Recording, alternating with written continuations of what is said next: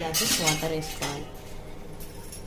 Water వేసుకున్న తర్వాత మొత్తం వెజిటేబుల్స్ అన్నీ ఒకసారి ఇలా కలుపుకొని ఒక 2 minutes అలా వేడైన తర్వాత మనం నానబెట్టుకున్న రైస్ దాంట్లోకి వేసేసుకుందాం.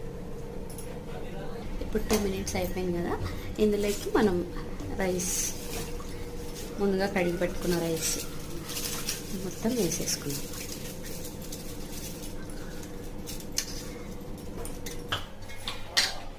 ఆల్రెడీ మనం ఉప్పు మిక్సీ పట్టినప్పుడు కొంచెం వేసాం కదా, సో ఇప్పుడు ఇంకొంచెం కాస్తంత ఉప్పు